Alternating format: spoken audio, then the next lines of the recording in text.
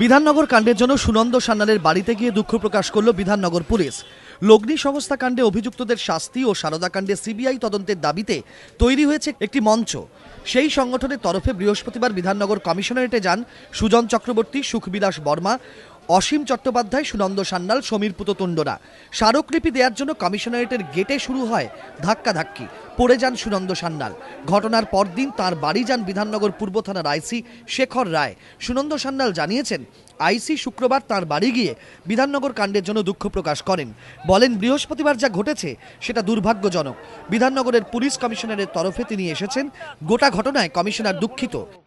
আমাকে আইসি ইস্ট বিধাননগর থানার আইসি ইস্ট গিয়েছিলেন, তার সঙ্গে একজন পুলিশ অফিসার ছিলেন। তিনি বললেন যে দুঃখ প্রকাশ করলেন, মানে রাজীব কুমারের পক্ষ থেকে। এই প্রসঙ্গে বিধাননগরের পুলিশ কমিশনার রাজীব কুমার জানান, যা বলার বিধাননগর পূর্ব থানার আইসি বলবেন।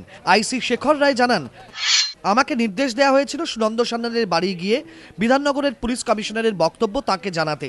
সেই মতোই শুক্রবার সুনন্দ সান্যালের বাড়ি যাই। তাকে জানাই, বিধাননগর কাণ্ডের জন্য কমিশনার দুঃখিত। যা ঘটেছে সেটা দুর্ভাগ্যজনক।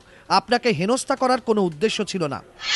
শনিবার বিধাননগর কাণ্ডের প্রতিবাদে ও সারদা কাণ্ডে সিবিআই তদন্তের দাবিতে মিছিল ও সভা করে এসএফআই ও ডিওয়াইএফআই। সভায় উপস্থিত থাকার জন্য আমন্ত্রণ জানানো হয় সুজন চক্রবর্তী, সুখবিলাস বর্মা, অসীম চট্টোপাধ্যায়, সুনন্দ সান্যাল, সমীর পুততুণ্ডকে। এরা প্রত্যেকেই এদিনের সভায় উপস্থিত ছিলেন। সভা মঞ্চ থেকে সারদা কাণ্ডে সিবিআই তদন্তের দাবিতে সরব হন সুজনরা। এবিপি আনন্দ, কলকাতা।